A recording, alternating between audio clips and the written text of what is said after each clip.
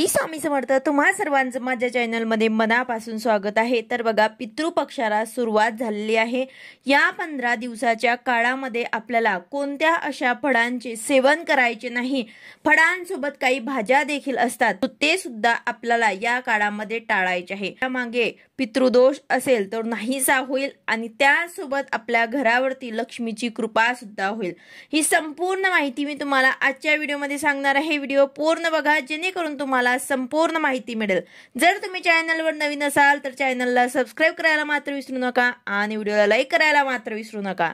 तर बघा, ज्याप्रमाणे आपण नित्य सेवेमध्ये आपल्या गुरूंची सेवा करतो, कुलदेवीची सेवा करतो, त्यांचं संरक्षण कवच आपल्या भोवती तयार होतं, अगदी त्याच प्रकारे आपल्याकडून नित्य सेवा पितरांची जास्त होत नाही। पण या पितृपक्षामध्ये आपण सर्व सेवा उपाय आपल्या पितरांसाठी या पितृपक्षामध्ये करू शकतात। पितृपक्षाला सुरुवात झालेली आहे, तर या पितृपक्षामध्ये आपण त्यांच्यासाठी त्यांच्या तिथीला त्यांचा श्राद्ध करत असतो। त्याचबरोबर आपल्या घरामध्ये अशा अनेक चुका आपल्याकडनं घडत असतात। त्या चुकांमुळे आपल्याला पितृदोष जो आहे तो लागतो आणि पितृदोषाचे काही परिणाम आपल्याला भोगावे लागतात। मग आपण पितृदोष दूर करण्यासाठी खूप काही मोठे यज्ञ करतो, बरेच उपाय सुद्धा करतो, पण काही ठिकाणी आपण जात सुद्धा असतो तरी देखील पितृदोष जो आहे तो आपल्यावरनं दूर होत नाही।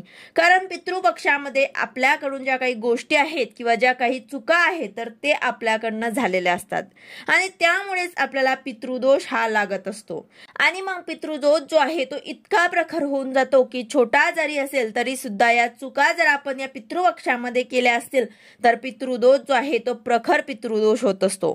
तर त्यामुळेच ह्या ज्या काही चुका आहेत त्या आपल्याला या पितृपंधरवाड्यामध्ये आवर्जून टाळायचे आहे। आणि आपण पितृपक्षामध्ये पितरांचे स्मरण करत असतो, पितरांना जेवण खाऊ घालत असतो आणि त्याचप्रमाणे आपण जी काही पितर आहेत ते मरण पावली असतात त्या पितरांच्या त्यांच्या आवडीचं जेवण त्यांना खाण्यासाठी देत असतो। आता प्रत्येकालाच बघा इतका वेळ नसतो की आपल्या पितरांना जे जेवू घालतील, मग ते काही अडचणी असतात किंवा सुतक असतं किंवा मग पिरियड्स वगैरे असतील, मासिक धर्म असेल, तर यामुळे काय होतं की आपण या गोष्टीकडे फारसं लक्ष देत नाही किंवा त्या गोष्टीकडे आपण दुर्लक्ष करत असतो आणि ज्या वेळेला आपल्याकडून जेव्हा या गोष्टी घडून जातात, दुर्लक्ष होत असतं किंवा आपल्याकडून काही चुका होतात तर त्यामुळेच आपल्याला जे काही फळ आहे ते मिळत नाही आणि त्यामुळेच आपल्याकडनं अशा काही चुका आपल्या घरामध्ये या 15 दिवसामध्ये म्हणजे पितृपंधरवाड्यामध्ये आपल्याला चुका करायच्या नाहीत। तर या चुकासोबतच आपल्याला आपल्या घरामध्ये ही 2 फळं जे आहेत ते सुद्धा अजिबात खायचे नाही आहेत।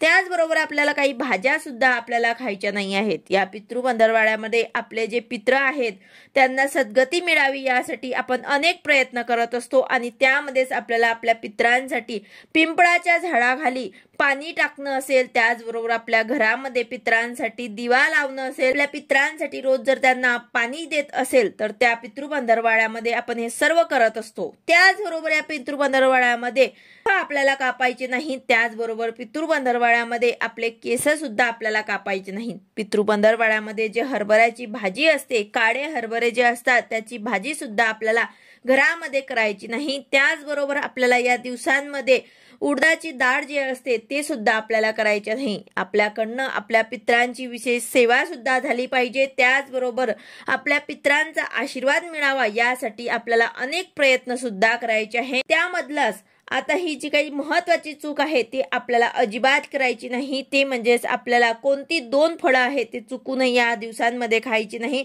तर बघा, आवळ्याचं फळ जे आहे, आवळा आपण हे सर्वांना माहिती आहे, आवळा जो आहे तो आपल्याला अजिबात या 15 दिवसामध्ये खायचं नाही।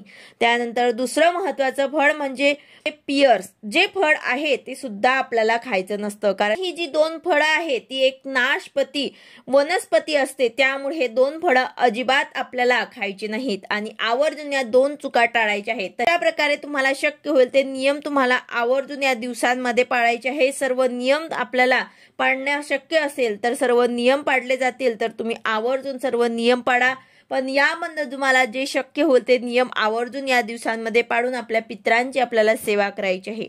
व्हिडिओ आवडला असेल तर लाईक करा, शेअर करा, सबस्क्राइब करा। भेटूया अशाच नवीन व्हिडिओ सोबत। श्री स्वामी समर्थ।